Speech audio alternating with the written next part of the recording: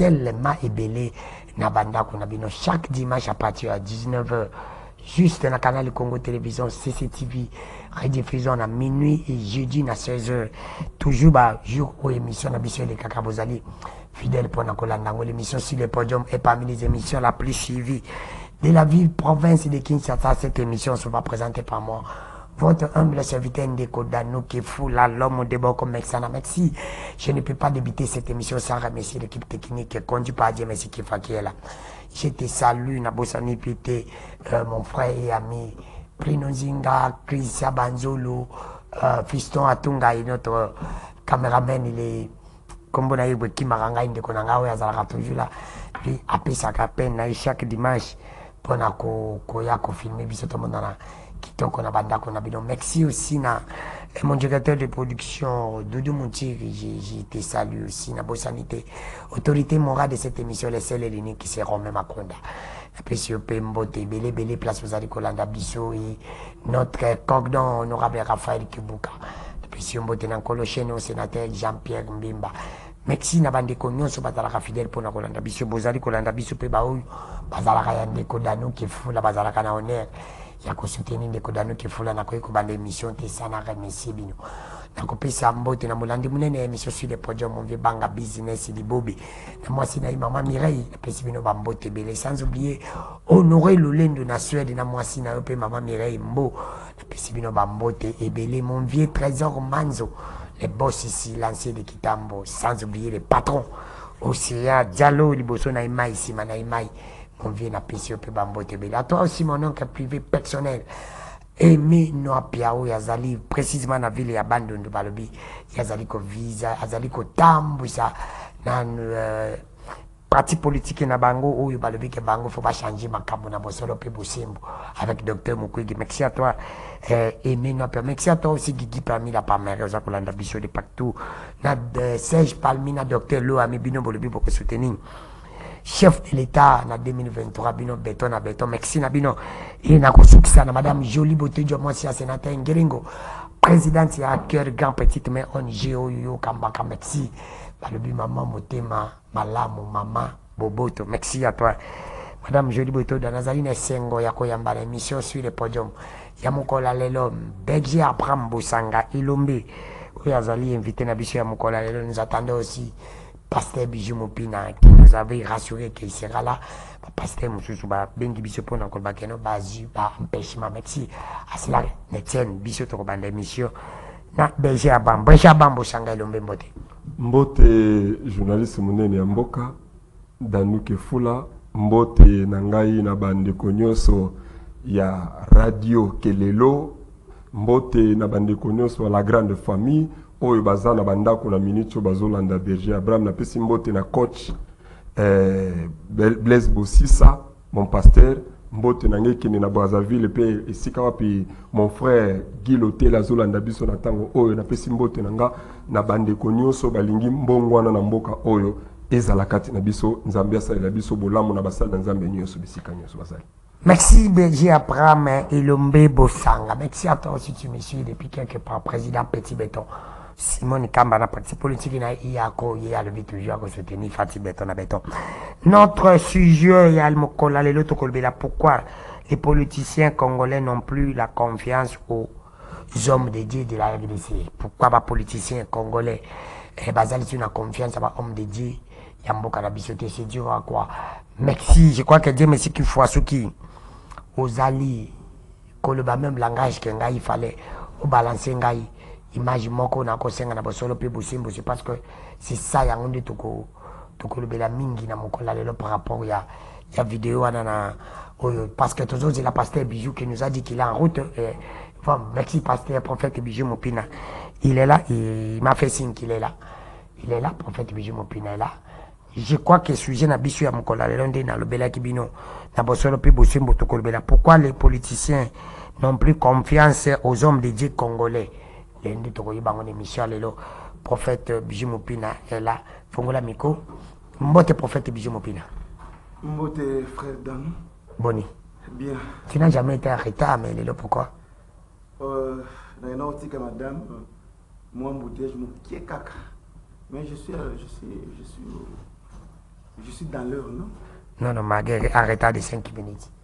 Mais pour vous, moi, je vous accorde parce que vous êtes parmi les invités. Quand nous vous appelons, vous allez toujours prêt pour nous répondre. Et invitation à Bissot. Prophète Bijou Mopina, même sujet. Pourquoi les politiciens congolais n'ont plus confiance aux hommes de Dieu congolais? Pourquoi parce qu'ils ont confiance dans la binote? Et on dit Moutouna Tokolobila, Kakawana. Mais avant de Kotawana, on a dit Menki, à balancer des images. Des images, les lots, mon cas politicien, mon cas pasteur. Est-ce que c'est par rapport à Badi et Tokozongana et le coup où il a repris Sabino Moutouna bon répondre pourquoi n'a-t-il image? Tiens, mais c'est qu'il faut image.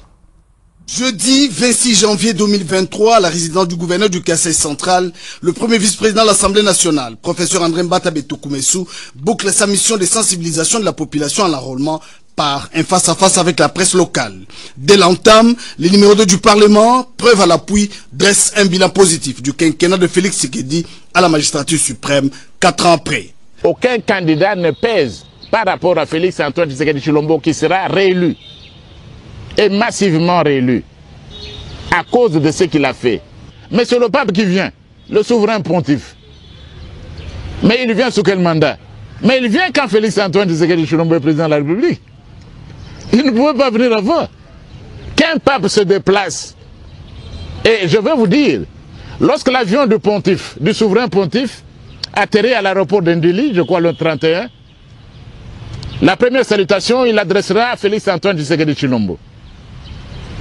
C'est lui qu'il va voir. Parce que combien de catholiques ont rêvé de la visite du pape? Il a fallu attendre la présence de Félix Antoine Tshisekedi Tshilombo pour que le pape finalement arrive. Et je comprends que ces catholiques, qui ont, pour eux c'est très important, et nous sommes des catholiques, mais ils vont voter massivement pour Félix Antoine Tshisekedi Tshilombo. Et le pape arrive quand? Il arrive au mois de janvier. Mais je reviens pour la 3e ou 4e fois. Je le dis parce que je suis prophète. Je le dis pas pour déranger un processus en cours. Je dis parce que le monde spirituel dirige le monde physique. Je répète ce que j'ai vu. J'ai vu que le processus est allé normal. Et un peu avant les élections, quelque chose s'est passé. On a reporté les élections. Dans le monde spirituel, cette année, il n'y a pas élection. Merci, c'est ça. Voilà, on suit le podium, c'est notre grandeur. Hein. Bisous tout ça, la recherche. Pasteur, prophète Bijou Mopina, Motuna Nanga Liboso. Il a dit professeur Mbata qui est professeur de l'université. Mais dans l'année, il y a le but que il y a papa et ils ont la bila pona batunyoso parce que batanda qui que papa y a na babila muso ayi na régime oyo. Maintenant la zakunate. La zone memona terrain politique. Maintenant, elle est aux alaki na maponami. Elle va bino ba pasteur bozala qui na vote pona ko bibisa. Moto ya kokambaseni ba pasteur ba chrétien ba lobi biso nyonso toza na point moko bino nyonso boza ba sala nzambe. Est-ce que ndenge bazo yamba pape ndenge gouvernement congolais a mobilisé pona ko yamba pape? Est-ce que bakoki ko sala ngo pona pasteur moko église de réveil? Ozango une minute après continue na motuna. Est-ce que les gens aujourd'hui n'ont pas confiance à vous parce que par rapport à ma profession lundi pasteur Joël Francis a lobi que azali comme un processus électoral ezali ko kende malamu mais après à un certain moment, il n'y aura pas d'élection. Ce qui professionnel est coquissamité. Est-ce que homme politique va causer la confiance dans Bino?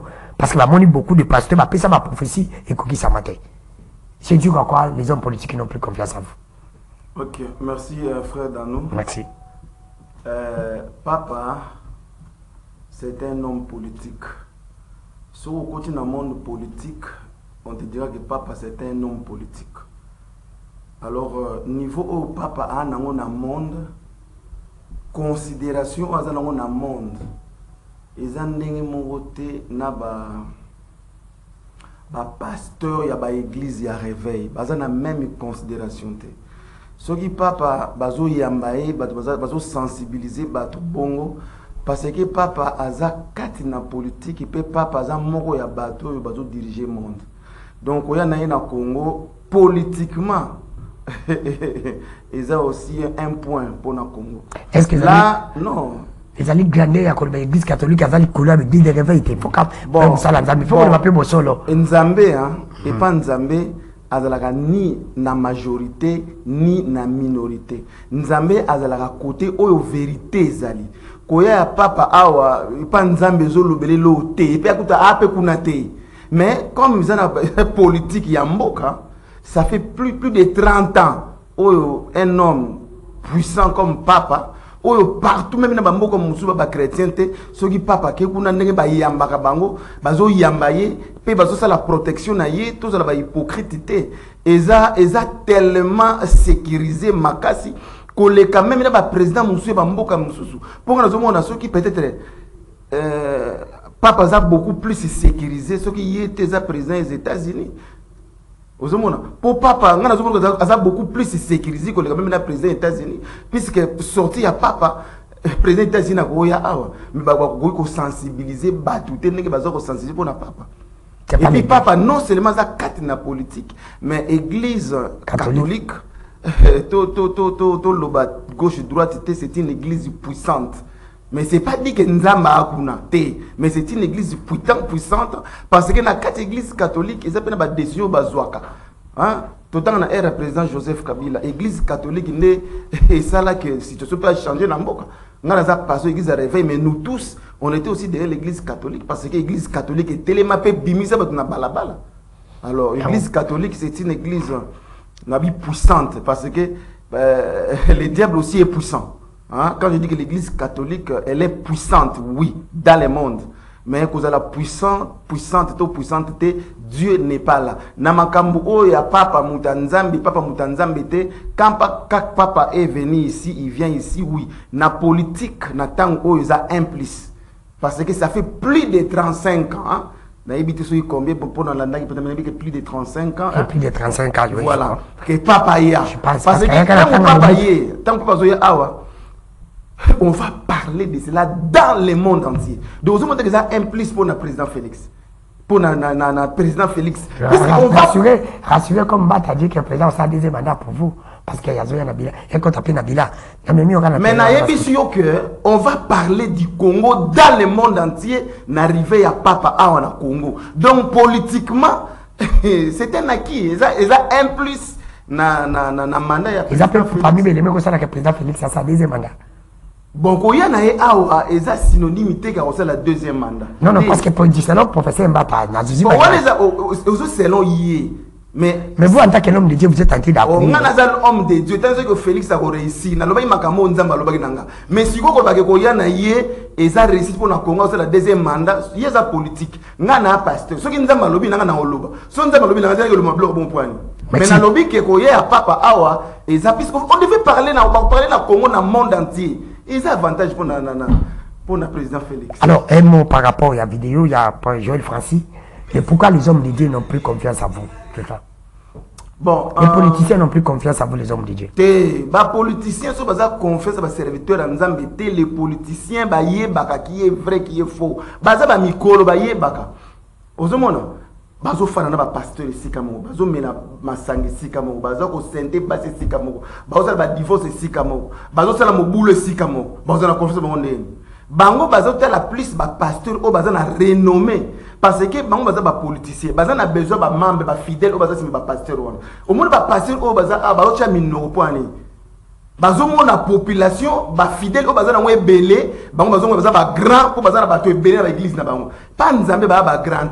Celui qui est grand, il y a une élévation et un niveau, il y a vie à sanctification. Il y a un serviteur de Dieu. Un serviteur de Dieu qui est dans les divorces, un serviteur qui est dans l'alcool, un serviteur de Dieu qui est dans l'impudicité, dans l'adultère, un serviteur de Dieu qui est dans la magie. Asa grand élevé par rapport à quoi? Par rapport à qui? Asa élevé peut-être par rapport, il y a un nombre, il y a bateau, bazanango, nabuzoba, mais par rapport à Nzambe, Asa te Nzambe. Parce que maintenant, c'est la promesse à Joël Francis. Ceux qui, par exemple, Koki Samité, bateau, basa, Nzambe, les politiciens, par exemple, la confiance, attends, yo pour le mot prophétie, on dit maté.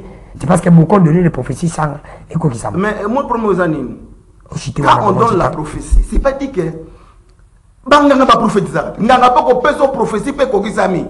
Mais ça, Nzambe. Et puis quand il y a un serviteur en Zambie, ils étaient comme ça appelé la prophétie et qu'on s'est mis dans un vrai serviteur. Non. Il y a des jeunes serviteurs mais tant que vous avez ces explications, il y a parole, vous avez prophétie exact. Mais là, on essaie de faire des serviteurs vrais en Zambie. Il y a un demi il y a l'équipe parce que il y a un total. Merci. Total. Ce que Kokisami, ils étaient des pasteurs, ils ont total. Ce qui peut me dire que ceux qui m'ont kufa à Rotambola na comment dire na chaise roulante. Si tout le monde va bazolanda na ba boy. Na ba église to terre to kana ba to ba. Bon, ça va président Félix ça s'appelle des athées. Mais il est là, ça les 4 ans. C'est pour te dire, on a besoin de pourquoi est-ce que par rapport à ma prophétie, na binote que ma politicien va sur la confiance na binote. Il y en a le que moni ba fidèle ba terre ba zo so terre. Bango nyoso bazamba bango nyoso bazaba bazobate izala musu bazama yele baza ko réfléchir mais bazomo na côté ba kende te yamba fandi kaka merci ozomo na mais baza ko réfléchir que non o aza fandi ba passer na biso aza aventurier baza na place au kende te mais passer na biso aza aventurier. Merci, vous avez fait au moins 8 minutes. J'ai regardé la montre pour Vieux Abraham Bosanga Ilombe. Vous avez aussi, je vous accorde dessus 8 minutes parce que moi je suis vrai chrétien. Je suis vrai chrétien, la bosse le peu Bosembo. Olandi, prophète Bijou Mopina, même les questions, Olandi, professeur Mbata, ils ont compté un bilan. Et est-ce que réellement, et les autres comparer l'église catholique avec l'église, il y a bien un réveil, parce que les autres, il y a catholique, tout le monde, parce que pasteur, mon côté, à quoi qu'il y a la pays, mon côté, ça sentit bien de bazo, il y a ma pape. Et prophète Bijou a reconnu, tu n'es pas politique, il m'a beau, il pas. Ma spiritualité à Boyango. Voilà, c'est lui. Alors vous, et la deuxième question, Joël Francis, on l'a dit prophétie naïe. Alors, est-ce qu'ils ont arrêté que par rapport à beaucoup, il y a ma prophétie au bino, vous allez couper ça, qu'ils allaient couper ça, qu'il y a une personnalité qui va homme de ma politicien, va assurer la confiance en la bino, va passer, si tu es guidé avec. Merci de Kolanga Danou, que Foula n'a profité une fois encore, la micro, on appelle ça prophète Bijou. Ça fait très longtemps, beaucoup de temps à plateau. Oui, parce que j'avais même, qui même la décision, je me souviens, les ambassades, le combat, le bossé, le coup sur la plateau en 2023, le combat, ils ont pas dans Zambé, ou à permettre à Nyoso, pour être franc. Bon, Kobanda Likambo Makambuna, il y a pape, je pense que na l'obélaï c'est le plan spiritualité. Mais spiritualité na ye o izali isa toza na spiritualité o isa maramanzambe na le spiritisme. Niveau o yaza nango isa na rapporté selon ngai na rapport o maramanzambe le véritable Dieu. Parce qu'on bokiwa la nuit ndemo mais c'est clair. Parce que pas vous avez passé bien balé en boboyi. D'abord, au début pour nous un élément mon non seulement pour nous madame tous va passer et ça par rapport aux ali. Comment il faut juger ça dans Zambie? Mais ça idolâtre. Oh mais yo zebi sanga comme mamuso ne ba loba mamuso ah na zo ni akuta kimanga. Mais ba ko magumba mela. Bagumba mela kabike kokunati. Est-ce que ça lokuta? L'église de Gabé Bagumba va à quel côté? Oui, parce que comment va dépendre. Parce que voilà côté terrain ngai. D'abord, aza idolâtre de côté parce que soki na yeba ki ngona ngala peso élément oyo aza ko soutenir les lots mibali na mibali ba balanda aza ko yakutu pe na idée que ba africain bandi maba s'adhérer na système oyo ya mibali na mibali ba balanda pour l'église la bangoza autorisé. Na ça élément n'est pas nga a.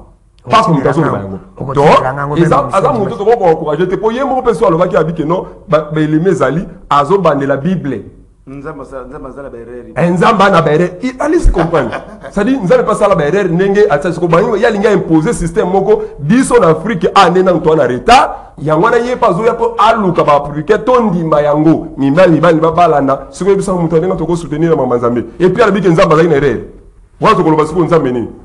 Donc, tout le monde n'a pas. Makambo lobeli likambo ya professeur oyo na moni awa ekozana kata bele puis qui pas prophète du jour lobaki qui a prophétisé qui récite ekozana te to lo mama te prophète to za mosala nzambe. Le peuple souffle to au moni ndeko mo wa politicien lobi to lo bana mokonza mboka vérité pour accompagner ndenge ya ko sala. To zala kingana na plateau moko ka awa. Tolobela ki makambo ya mokonza mboka. Je me souviens tant tolobela makambo ko pekisa ina Kabila alongwana bato Kabila tozalaka na plateau moko na émission moko na lobaka ngo très bien li loba moko président Félix alobaka na mboko ke soka zubo konzi ako réconcilier mboka ti le na mona yango te lelo ko lobaka no bilan ya président de la République ezana na récit non ceux qui ont récité, c'est resté à 20%. Oui, tu as dit que côté. À sali loko, mais autour naïe, ba flatter robaze belé, ba mbongo zolia ma awa, tolo ba na mokonzambo ga nengonate. Il faut to yebise vérité, ce qui peuple a copé ça y est, confiance ya kozonga na mandat ya sima. Ay ba nenga ko bombisa. Mais dire que bilan ya mokonzambo que ça 100%, non. Et à positif, non. Makambo bata le bibo, to kende ote pas pour soka koya. Mais bato a bossa ni ki ba finga catholique. C'est là où moi je suis en train de vous dire. Bato yo ba bossa ni ngi ba loba makamuni na mabe na ba représenter un catholique ngona mboka oyo. Lelo papa zoya ba catholique ba ko voter. Non, ceux qui papa yé na sa na biso bakisani. To observer yango. Après koya na yé, to observer pendant une semaine sur ba ndako na mondolia. Est-ce que biso to na problème ya oui koya papa d'abord ayaka na ba mboka o pauvreté bandi. Ayaka na mboka o bitumbe zali ezo la kisaki na mboka na biso y a un problème. Yango ya zoya. Maintenant zoya bango bayaka pona ko réconcilier bato oyo ba serviteur oyo surtout ya bazo ganga ba ko sala yango te di moi que soki akoya réconciliation onga na senga pa mokonza mboka si lelo yango wana soki ka réconciliation sami na mboka oyo nde to komona makambo to linki to bango makamba Joël Francis papa na ngai omoni ba na ba mboka oyo oyebi ke mutu oyo Francis oyo asenga ka ba pesa ye avion akende ko détecter sika ba rebelle bazali tala to histoire ko sa ba tuté ndeko yo oyo alobaka biloko moko na télévision na après ko sala ka ba buzoba na ye ba banki yo na ye na biloko belebele asenga ka ba pesa avion ngapu na kamo yem da sala ka dédouble bani alonga mboka muso ye sans foot à matin avion olega akota na esprit na bima kuna mais aosenga avion pour akende ko détecter ba rebelle ti lelo na ebite so balanda kite pona ni il faut landela ye nenga moko lobi na muto alobaki na mokonza moko osala 2 ans ba wana so ba comme la sima na ye. C'est par rapport il y a Bading, qu'aujourd'hui, vous êtes les pasteurs, les hommes de Dieu. Les locaux se rendent compte que non, homme politique à Congo, basé sur la confiance, il y a pas ça dans jamais on t'a dans comme ça, homme politique, l'homme qui bimate, n'zamba biso bimo kuta na likamba, politicien yo kata bimana. Et amona ke bana bino malobana bino nzamba yo kango. Nazo bandana na bango moko bato politique, on va ta confiance. Ba politicien attendez nazo kota na basala nzambe nazo kota na basala nzambe na kota na basala nzambe surtout ya réveil bango moko na ba politicien ba ta confiance ba respecter ka peuple te ba politicien natangi ko mutu te ya ba politicien ba respecter te maloba na bango o ba lobaka ba respecter ango ba ba tanzambe te bino bo respecter soko la kibiso ke otila biso courant to monite wana za nzambe ba la kibiso pesa promesse belé to mona yango te. Les lois bango ba bimisi batu na banzela ba okene ko s'enrôler na ba population ba musebele ba loba na bango ba respecter angote ba corps ba politicien ngo bango moko ba respecter angote ba ta confiance te na yesu ko na basali ya nzambe papa na ngai lelo notre vania passer bijou il y a un groupe ya ba coopérant na benga bango ninga groupe moko ba coopérant oyo bango bazo représenter lelo ba église mais ba sala nzambe ba kozala confiance na bango comment bazana no ba secte moko basambela la plupart na teko botu mino mingi ba représenter église lelo ba coopérant mingi ba na église réveil surtout ba représenter église lelo mais bazana ba secte moko na ba politicien basambela ka bisika moko na ba secte pernicieuse awa bazebele baba membre ndeur ya ba église na ba kambaga wana baba membre na ba secte pernicieuse na mboka oyo na ba politicien deuxièmement ba kozala confiance à bato boendenge nini oyo ba trahir église ba qui sur son église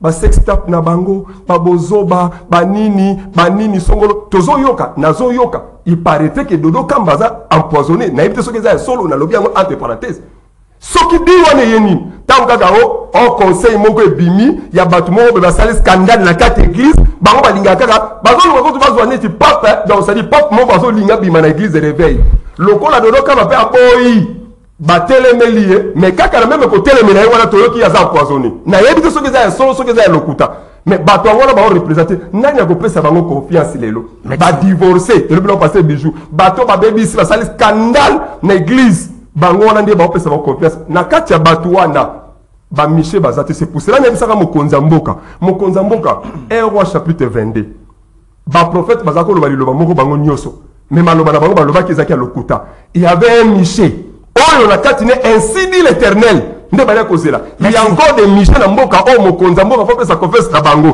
groupe ya ba coopéra oyo bakangi église lelo baza bato confesse te nzamba sa bwaka bango soki natanga bakomona utanga bakomona bango nyonso baza na au conseil na lobi nzamba bwaka bango na kotuni utangira bakomba ba passer ko nzamba bwaka bango émission te awa na kata plateau ezem patriote merci na bandeko lelo tokobelaka sujet wana vana za pasteur Bichunda ina sala eloko moko sesa na ngashi ke moi bandeko bolimbisa nga na senga de pardon parce que moi je suis chrétien nazo lubaya mingi ba politicien mingi ya pouvoir boza lelo el makamba opona ko voter kadima wa bolobaka wa kiba basala nzambe nyonso baza ndenge moko bolobi PR lisusu makamba ute ko salima wa bolobi église catholique aza ile côté mais ko ya papa na moni ndebino bata pouvoir pour récupérer yango ekota na bila elikisi ke ba même ata batambola ke longo ngulpa bateka makamuchi ya mokote église nyonso eze église ya nzambe mais na poids ya mboka ya politique bo comparer église de réveil na catholique te je crois que lelo to moni grandeur ya catholique ce qui mbato za ko réclamer que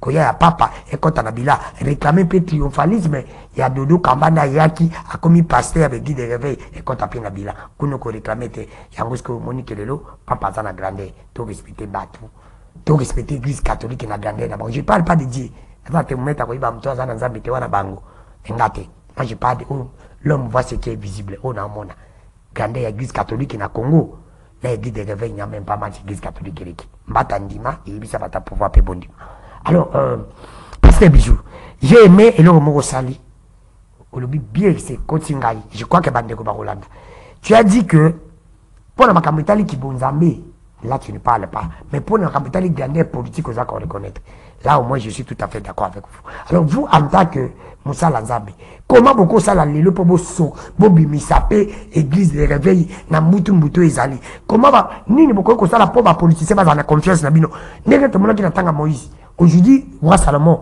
abandaki ko douter na ba na Israël pas Moïse ya que ça bango mais Moïse a lobby ibisi ina ni pharaon a ibisi abino soko bimisi bana Israël to comme on nzamba ko sala boy est-ce que aujourd'hui les gens encore basala nzamba o ba comme ça politicien surtout bo sali bo nzamba ko frapper boy ba politicien pe bayoki pour na to comme na niveau na photo sala nini et pour valer bozo na valer na bino il faut bo sala nini vous en tant que les hommes de Dieu.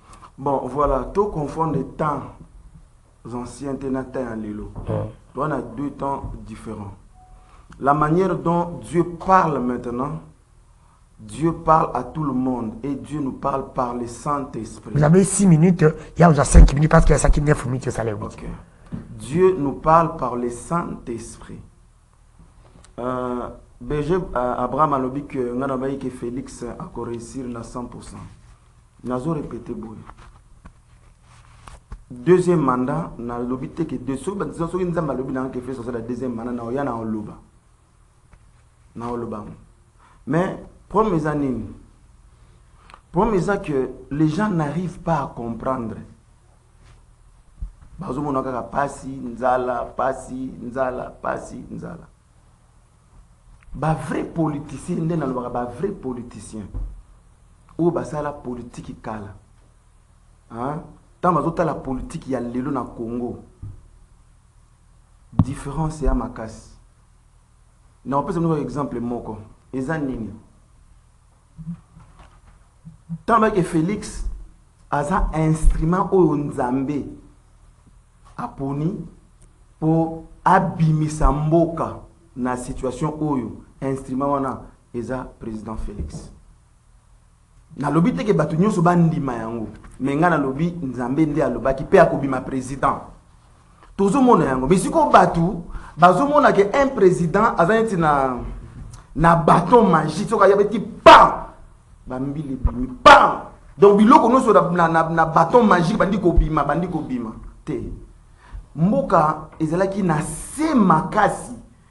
Il a fallu siko batu ba telema pour tout vivre bonheur wana mais batu bazomona ke réussite wana ezaka neti ozu bokonzi lelo lobi obongisi non ça va demander le temps tout ça qui je ne sais pas ce que na berger Abraham na lobaki boye ceux qui botali président Félix azo sala makambu oyo batu bazo comprendre yete pe bako tikala ko comprendre yete pona nini tango azu pouvoir na ye et local bossa bandaki abandaki ko ça la réconciliation mais tango beja bi que non Félix c'est la réconciliation te moi ça m'étonne parce que Félix akende na ba pays nyonso frontalier naza la politique te menazo lande la makambo il parle de réconciliation na basala na makambo yo kangai ki bonzambe allons-y asalisi réconciliation akei koyebisa ba pays voisins azotambola tango nzambe yatindaki Moïse akende ko libérer bana na ye na bombu na Égypte Moïse akomaki abandaki kosala pe négociation abandaki ko négocier na Pharaon akendaki koyebisa Pharaon no tosala boye mais Pharaon a libéré ki bana ya nzambe te directement comme ça a pris du temps mais finalement banani balongaki ezaki instrument oyo nzambe a utilisé Moïse pe solution ezomaki Moïse a libéré ki peuple ya nzambe na bombu na Égypte nabi ezaka neti Congo eponi président Félix po abimisa mboka oyo na bombu mais akosala ngo ye moko te siko akosala ngo na biso peuple na biso ezala biso ba pasteur ezala banani parce que la façon dont on prêcher parole en Nzambe to prêcher unité puis même na Bible nous devons respecter aussi ba limite ya ba mboka na biso alors tozonga na mutona te yamana zo bisayo siko yo na ina kenvala moko o bakisere pe minutes siko bo moni stratégie offrance akena ba mboka bele azo tambola azo ke sa nini abane ko linga ko kende ko négocier ko se réconcilier ba mboka o ezaki ba problème na biso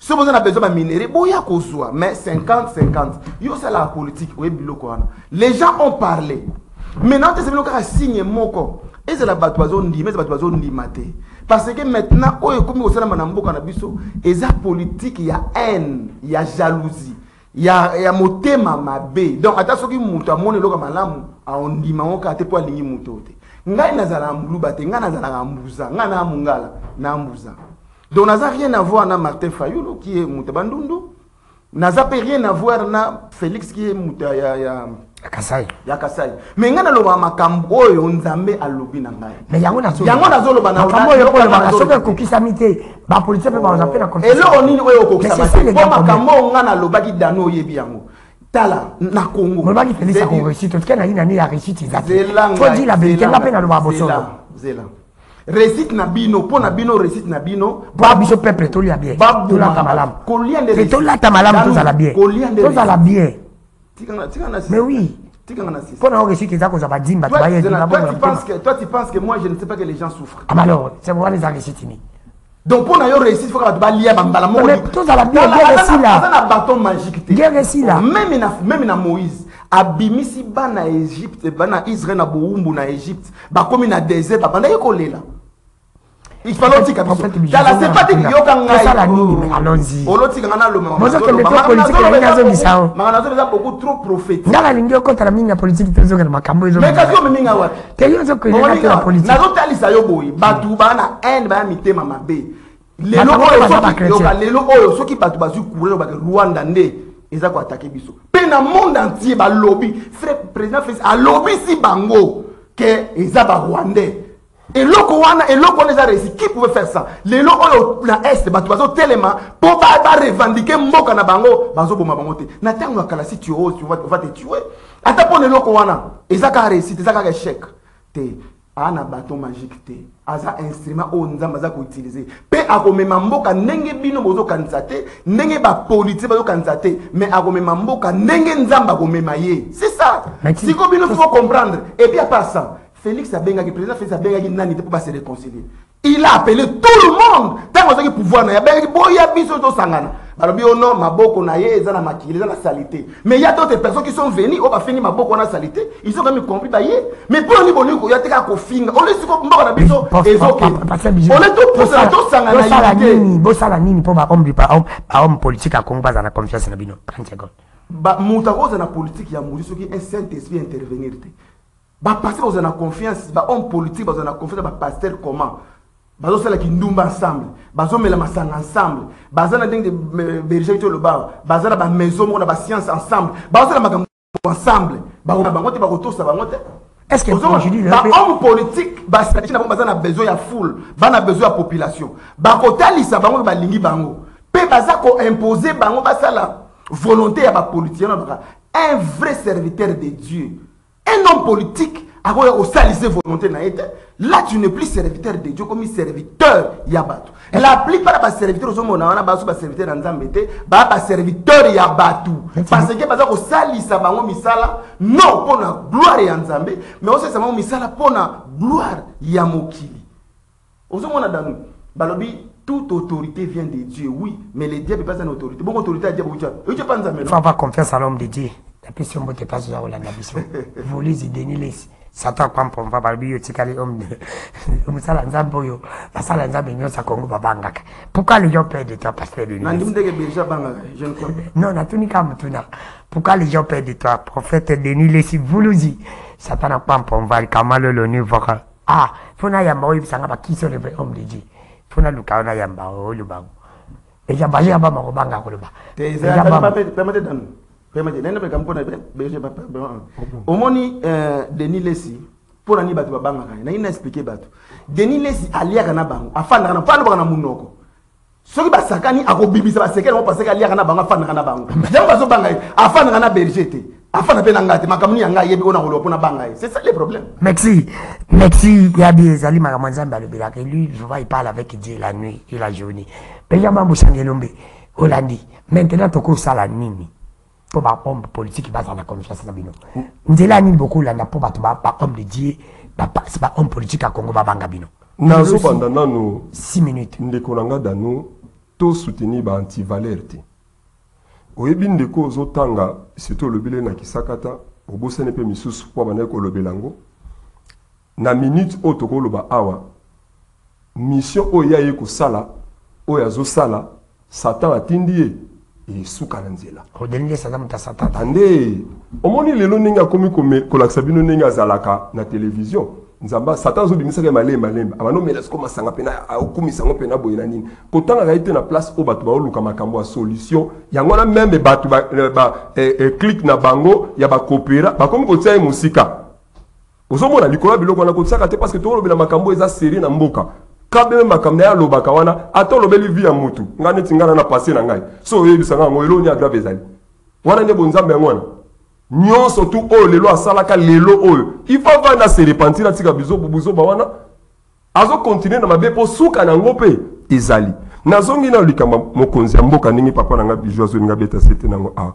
c'est vrai omoni na minute au photo sunga mokonzi mboka ngala zo linga prophète bijo olongwa na kati ya klika ba coopéra moni langage na yo ezo mande mona ba coopéra o bazo flatter ba coopéra oza banana groupe ba pasteur o baza église de veille surtout batu ya au conseil wana mingelo o bazolo ba hotelemela dodo kamba wana ba coopéra bangwana kokota na langa solo mukuna pena zomo na zotelemela dodo kamba yo ba vérité mukuna bazamo ekika ba mukuna na ba wa musisa o kokopesa nga baloba oui mais kokota na langage na bangote na lingio bien parce que ba langage ozoloba eza ba langage o bango ba oflater mokonza mboka biloko yo basala kango na roi Israël na uto pesa verset awa na 1 chapitre 22 bazo bango nyonso ba roi ba prophète abalo na stade bazo sa mokonza mboka kende kolonga jusqu'à ce que Josaphat aye ko babi est-ce que na mboko ata prophète moko azata ko ko loba kamusus mais mokonza mboka lobi na lobi moko azali ko mone miché mais atikala ko loba mukolo moko te malamu pona ngai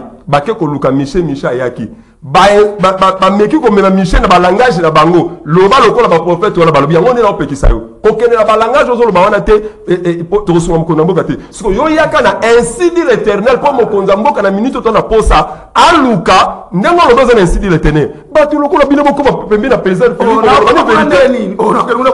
attendez oui bakendaka koluka miché alotaka noto teke yo nakende mpe mokonza mboka te bake koluka ye ils ont cité leur nom ça c'est la Bible bakangi kombo donc mokolo moko te Michel alaka zolota dotoke mokonza kwa kozwanga te bake koluka miché po bayebi kazaki prophète donc exactement aussi mokonza mboka ota lokola groupe wa coopéra o ezo simba te akopo koluka papa bijou pesa na ainsi de l'Éternel est-ce que ça les somme yo koloba na été ça il faut to bango obimisi momo koloba awa to confondre réconciliation na consultation te eza momi bali différent ngana za guérir de formation na ba mo et différent o mokonza mboka sala ke za consultation alobaka réconciliation na pays bon yo mais cette solution nyoza na ngokasi Mokonza solution la solution pe ça. Oui, voilà. Ngai na banda ko lobalika mpo na répéter ngo tilelo. Mokonza mboka oyibisaka biso ke soko zui bokonzi oko réconcilier mboka o. Réconciliation to sengadine. Bato nyonso tu o bana mboka. Ezala bato babenga maba homme politique ngo wana. Na mabena malamu na bango. Et ça va en Afrique du Sud. Exemple là. Basingisi na atala ba coopérer ngo wana be biso to se retrouver na kati. To lukasikoyo to laver o eza ya mabe quand affaire ici sont des voleurs ils volaient des millions. Attendez les concessions par les lots nazolobela nazozwa étape ya réconciliation ya mboka na bango et ça là qui les lots en Afrique du Sud après réconciliation wana makamuso échangé mais c'est ça papa Bible lobi boy nzamba lobi boy apesi biso ba pasteur ministère ya réconciliation ya kosangisa batu. Nous devons réconcilier même les pays. C'est-à-dire, Mokonza Mboka, Naba Oma Benga Maraba opposant, Tovanda pour l'intérêt à Mboka Nabiso. Réconciliation, Yangwa Toye, Tolobi, no Mabe boy. Et Salama en Afrique du Sud, n'a pas cet exemple. Et ça, on va les bossoter. Tovandi Biso, Nyo, Sotolobeli. Les lots Mokonza Mboka. Oui, président Félix a la volonté. Et belé. Mais Batbaza ko pekisa ça la biloko volonté na wana. Ti lelo président de République na barabi nanu asala ta oya kanisa ki yemo côté. Ba coopéra o ba pembeni mais nazo biso papa bijou. Ko soutenir tala au moins le roi. Mokonza mboka za entouré na bato moko baza ko linga mokonza mboka te. Il faut que nous mokonza mboka na place na bango. Donc voilà parce que le bela bino siko nga mutu na ngai bokoyi kosala ndenge nini po ba homme politique bakoma na confiance na bino babanda kobanga bino nde babangaki na kala bino bozobangisa te bokomi nyoka oyo akufi na balabala batie me mutu aserandi compte akufi abangisa te eloko tuninga eza important eloko ya liboso ezosenga na biso bato to libanda likolo ya bato o badesida likolo église tosangana oyo ba politicien na biso basala nzambe mingi lelo awa kobanga ne mutu salaka bango kobanga soto longoli kobanga to sa makamuso malamu parce que tozo mona lolenge oyo mboka ezokende yo moko lo bango eza pas politicien na basala nzambe mais basala nzambe ngo to yeko mona il y a un groupe déjà o bazo mema bazo représenter biso mais bazo kende mabe to sito mona kati na bango na ebele nzamba sa boka ba vrai bozo lo baté c'est ça le grand problème eza boye bino botika kala nini nzamba ko sala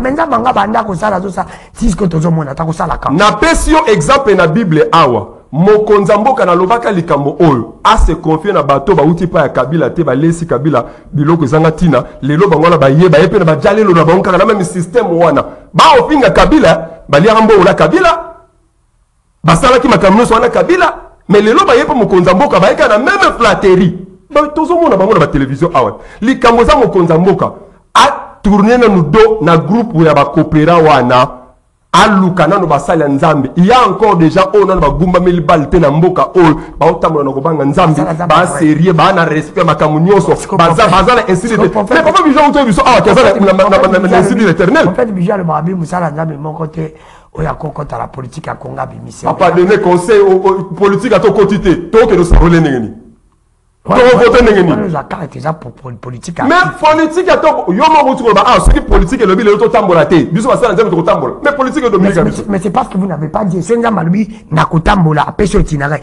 so musala politique ayi pa na le va kokuta na nzambe non so ki apesi mobeko na mboka lelo ba okanga banzela musu bato ba leka te yo bo leka poza musala nzambe so za na grandeur nzamba tindo ko bikisa mutu place okende papa makambo zo le beza mususu na zo le yo grand problème oh là là allons-y beza pa Bexi. Je crois que c'est très difficile parce que vous êtes tenté de m'appeler, nous sommes en direct, il ne faut pas m'appeler, envoyer vos textos. Pour Ster Bijou, je crois 10 minutes, vous avez 5 minutes. Okay. Et pour y avoir 5 minutes, tu as la montre place au Bali pour que vous puissiez terminer. Ni nous coquille par rapport à nous sur Tolobi, où il Monique et la tout le monde, mais c'est très important. C'est tout pour nous sauver, Mboka nous sauver, et bien nous basar l'encolo. C'est tout l'église. Bon, on a banan ko pour nos serviteurs yanzam. On a le barapé na répéter encore. Berger a une vision, c'est un homme, pour lui, pasteur peut faire la politique. Donc, Zaïe, un vrai serviteur de Dieu ne fera pas la politique. Surtout au Congo. Surtout au Congo, t'es politique. J'ai pas de politique à Congo, des abossons. Pour Nani Baosala, on a un exemple, tous les serviteurs Yanzamé par le Saint-Esprit. Omoni na kata ba église na biso to sala la politique té na kata ba église quand nous prêchons la parole de Dieu eza politique té. Et puis na kata politique que l'esprit du Seigneur est sur moi et il m'a oint pour annoncer l'évangile, délivrer les captifs, faire les biens.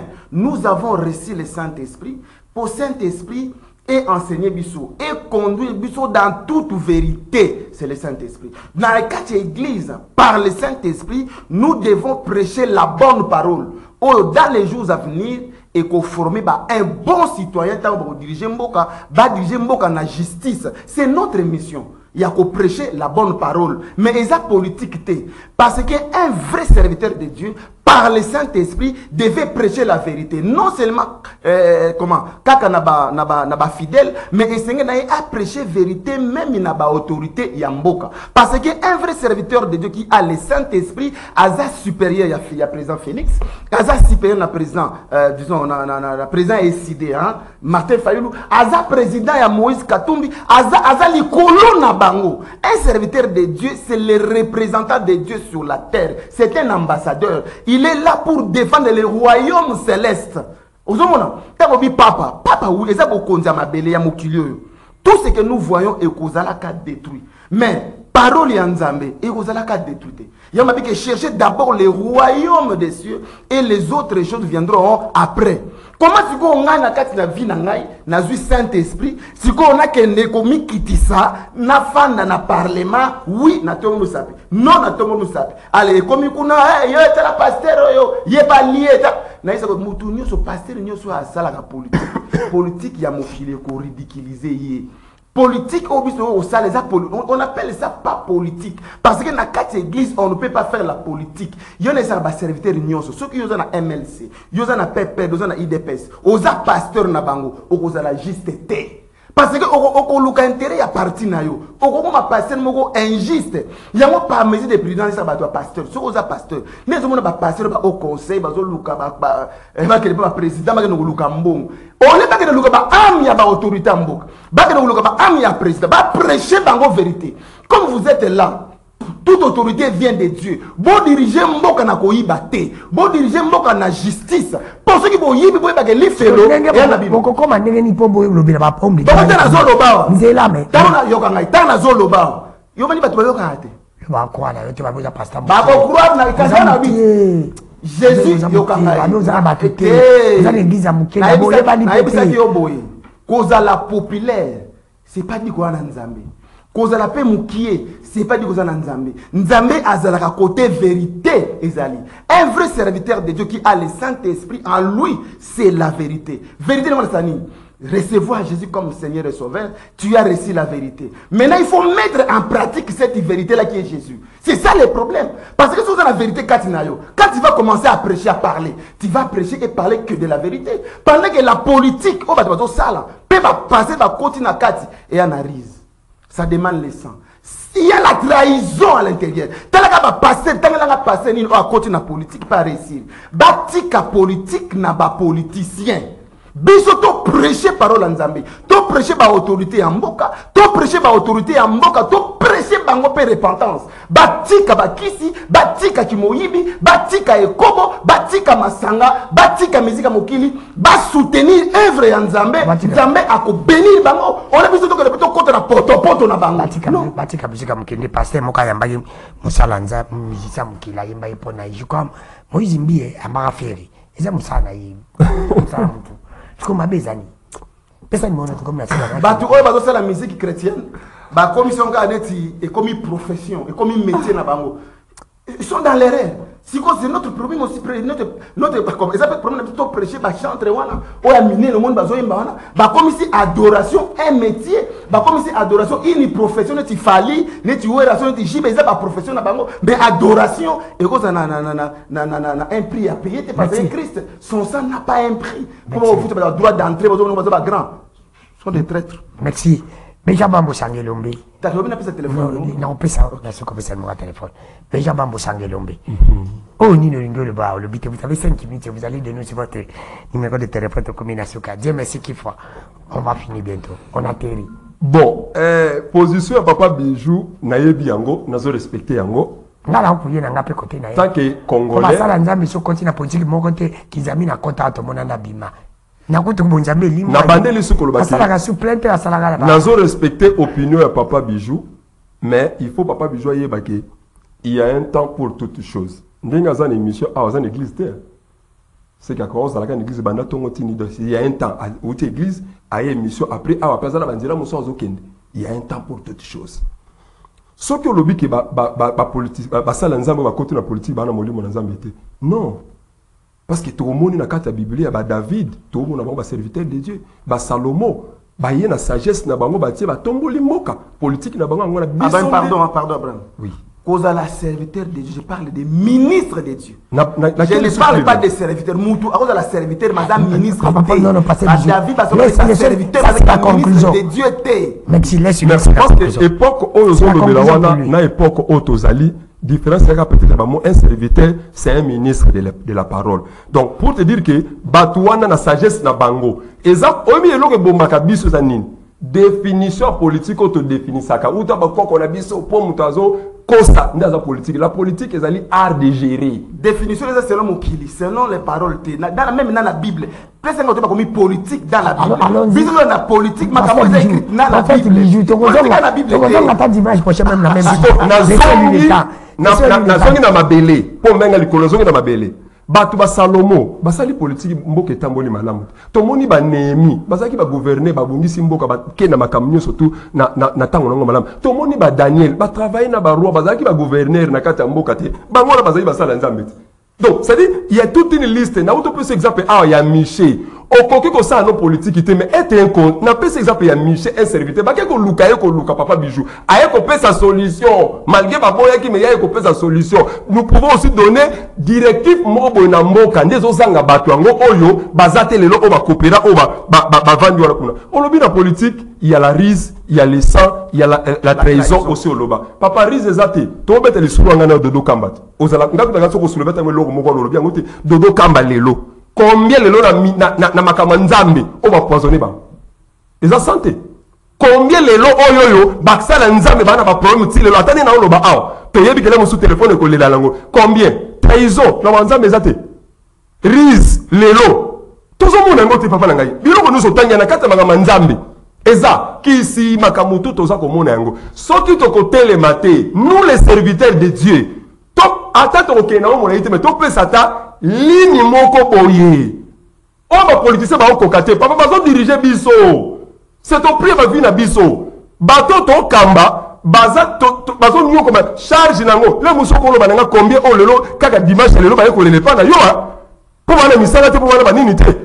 To sunga ba politicien bazo kende mabe to telema to combattre d'abord nanu ba père oyo balingi bakanga église na catch oyo to simba mabiso nyonso to bengana nanu bango omoni elenge dodo aye malgré na soutenir na ngai ete mais tane ba telemeli kaka mutu apesa ki nzela lobi po ba commissaire pape église de réveil te abaloli bandoki ko te dodo so batonenga to bona gani to tala ka bango donc bango ka ba konzaka partout au Kenya kankenza o mukuna o nani sukina pourquoi to telemela bango baza bato nzamba sa bwaki bango nous les serviteurs de Dieu nzamba lo waka tinama papa bongo ba saulu baza ba ko beli ngia pamba donc soki to kotika ta bato boye ba komela politicien na lokuta na bango to simba na biso to ba serviteur to contre bango to sangana ba longwana luwana vraie parole il y a encore des gens na mboka ol ban ainsi dit l'Éternel. On a le Mokonzamboka Yoki Bangote. Merci. Numéro de téléphone. Numéro de téléphone 081 32 22 973. 081 32 22 973. Berger Abraham Bosanga et Lombe. Merci. Prophète Bijou Mopina, numéro de téléphone. Na sepele mingi na Abraham, c'était un homme très courageux. Dans un langage mona lobana suka. Batu nyonso o bazo bouma. Kotangisa makila ya peuple congolais. Que ce soit les Français, les Belges, les Américains, les Européens, Union européenne, MONUSCO, batu nyonso o baza kotangisa makila ya peuple congolais. Baza ba innocent. Soki justice ya mokili ezui bangote, justice ya Nzambe ekozwa bangote. Numéro de téléphone. Ekozanga te. Numéro de téléphone to comme la suka. Numéro de téléphone ezali 0243 90 92 91 227. Je répète encore 00200 43 90 92 91 227. Merci. Jésus revient bientôt. Merci. Jésus revient maintenant. On devait se préparer. Merci. Non, passez, s'il vous plaît. Non, s'il vous plaît, monsieur. C'est très capital. Non, s'il vous plaît, monsieur. Allons-y. Naina le baboui, Batou, Babi mana distraction. Cette année, Batou va au coup fada niveau au saranate. Alors Batou va se protéger kaka na prière, pena au banganzambi. Batou va on dit aussi ba monyango. Peuple congolais bongo pas ça sur la conférence de bloquer pas ça nzambi. Nalinga mona. Merci. Merci na Batou nyoso bolangi merci une équipe technique.